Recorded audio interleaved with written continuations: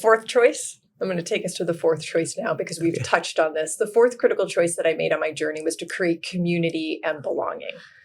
And I was 30. I was 30 years old. I had created more professional success than, I could ever imagine, right? Like you, poverty, food stamps, all those things. And then all of a sudden I'm, top on the sales leaderboard. I'm like, what the heck is that? So more professional success than I could imagine. But I looked around and I was friendly with everyone, friends with no one. I didn't belong, right? And I had a childhood of not belonging. So now this is going to, has there been a time that you have felt like you didn't belong?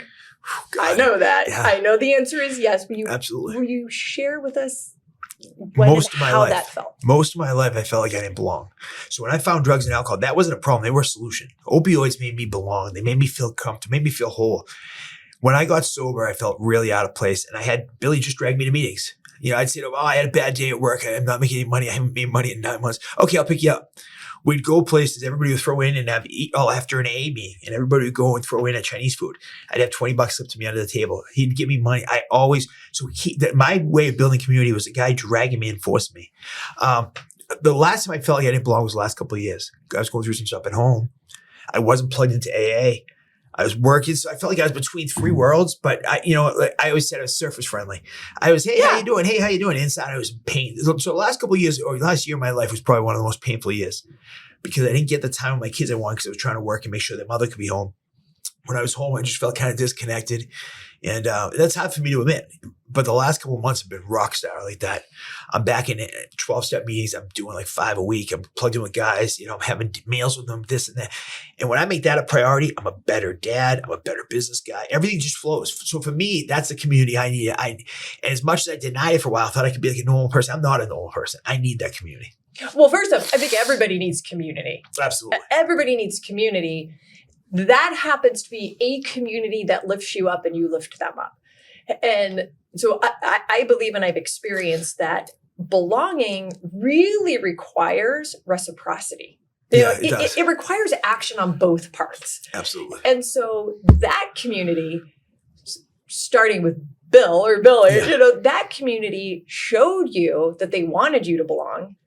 And then you took action to belong. It's funny. So now that I'm back in it, I'm putting my hand up again. It feels so awkward. And it used to be so natural. And yesterday there was a guy who owns a sub shop down the street.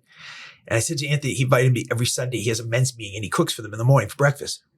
So I said, yeah. He's like, you should come. I was like, yeah, I'll be there. So I sent him a text today thanking him because he's really made an effort to make me feel it. He goes, you are welcome and you are wanted. And like that guy's text today, maybe I can go back to that last night. That meeting I went to last night started in my living room 9 years ago. I started that meeting with Billy. It grew. Now it's at a hall. And it was so hard for me to go back there. Last night was my first time in 2.5 years. And when I was there, I felt right at home. But the step of going there and yes, putting your hand out, and it's awkward. It's painful. Yeah. And this ties, one of the things I wanted to pull from you is, what does it feel like to belong? And it feels like home. It feels like I'm wanted. It feels like I'm valued. And it's also hard sometimes to put yourself in that place because, for me at least, it's the fear of rejection, the fear of not belonging. Oh, God. And they're like, snap out of it. Come on. But I think it's just you got to push through it because I go through that all the time. And then I don't know what it is. I think now I know that action is the only way through anything. So you just got to take action. And that's what I do. Even when I'm extremely uncomfortable, I'm like, well, I'll do this. Yeah, sure. And usually, I went golfing first time in years with some AA guys on 4th of July. I didn't want to go. I felt awkward. I was nervous. I was literally nauseous all day. I got there. I had the best time I ever had golfing. And I was like, wow, I haven't golfed. And I fit in. They kept saying, wow, you belong with us. This is great. And I kept thinking to myself, why do I fight this? Yeah, why? Why? It's the fear of it's more comfortable to be in discomfort. I really believe that. I totally believe that. And you're not alone in that. Yeah, I believe. There's so many reasons for myself, for you, for others that we coach and who we're with. It feels so good to belong, yet it seems so difficult to make that happen. And this is going to take me to our 5th choice because I think this rolls right in here. Thank you for joining me for our Choose and Become interview series.